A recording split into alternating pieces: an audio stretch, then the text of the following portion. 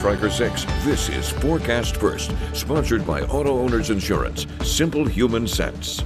Well, here's a nice change to see on our temperature map. It's blue again, showing that compared to 24 hours ago, we have cooled down. And by double digits here in Lansing, Ionia, and up towards Owasso. It's not quite as nice down towards our southeast, but that's because the cold front is taking its sweet time to get there. There is 60s now in Jackson, where there had been 70s. So there's still hope there for Hillsdale, Adrian, and Ann Arbor that you'll be back in the 60s before we start to warm up today. And that warm up is going to happen. We'll track it coming up as 6 News This Morning continues. WLNS is here for you, celebrating 75 years of bringing you the news with 6 News This Morning.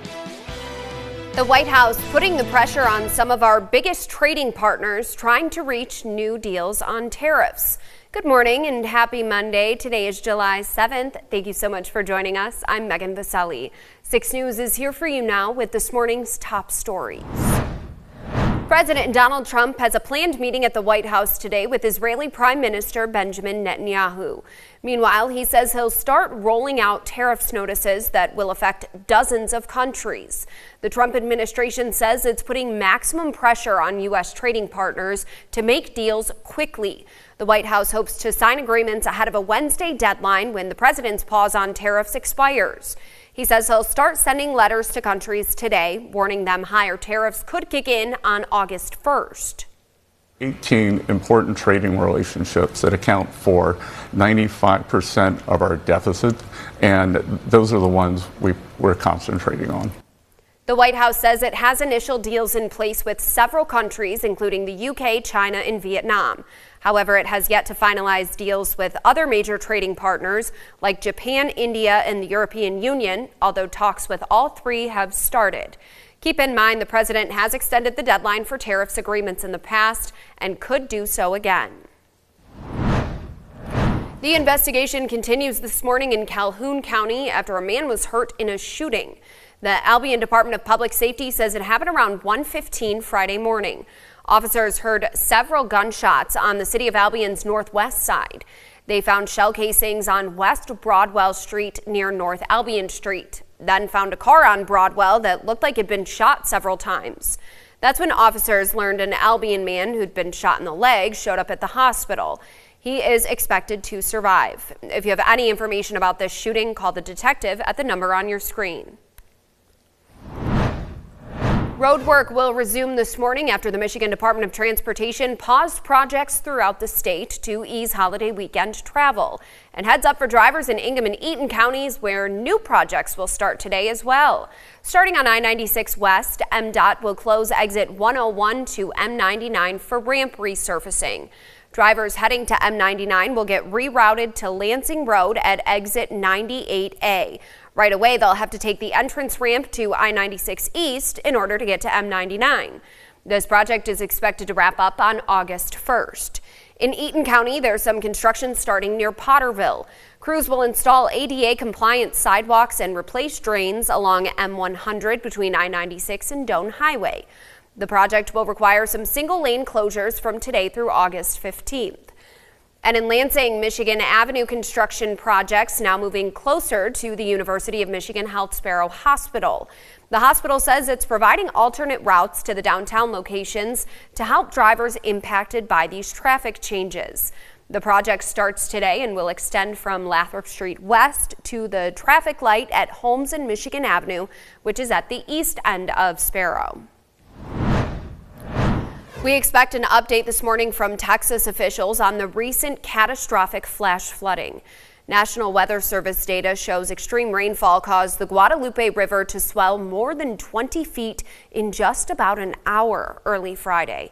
So far, at least 80 people are dead and more than 40 are missing. Nidia Cavazos has the latest.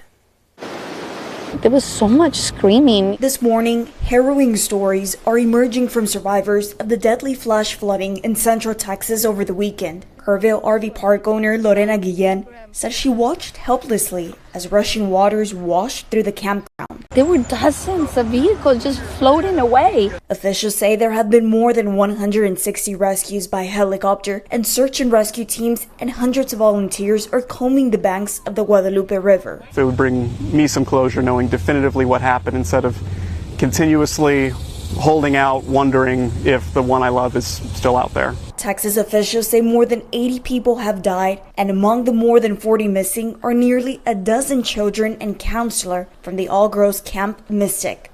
Sunday, Texas Governor Greg Abbott toured the devastated campground. It was nothing short of horrific to see what those young children went through, and we will remain 100% dedicated, searching for every single one of the children. As the community holds out hope, questions are growing over the lack of early warnings. There's going to be a full review, of this so we can make sure that we focus on future preparedness. Yesterday, President Donald Trump pushed back on claims that cuts to the National Weather Service may have impacted the situation. They did not. They did. This is a 100-year catastrophe, and it's just so horrible to watch. The president has approved a major disaster declaration, and he says he plans to visit Texas this week. Nidia Cavazos, CBS News.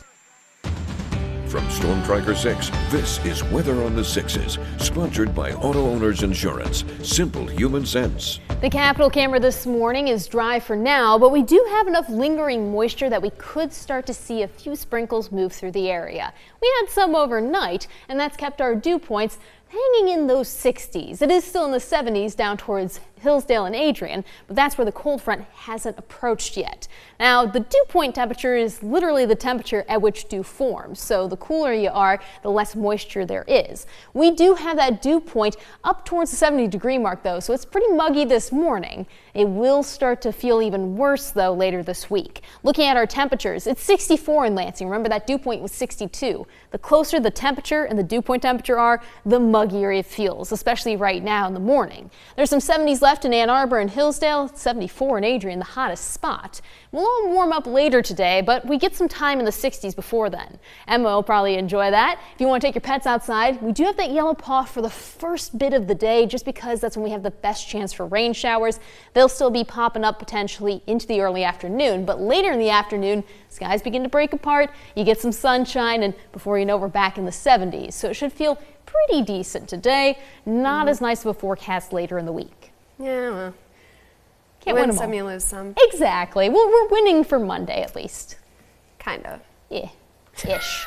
We're trying so hard to be positive and optimistic, and it's just, when it's hard when it's coming off of a holiday weekend when it and was you're so tired. nice, and yeah, we're exhausted, and yeah. Good Okay. nap day, though. Hey man, we're still smiling. Yeah. All right, well, coming up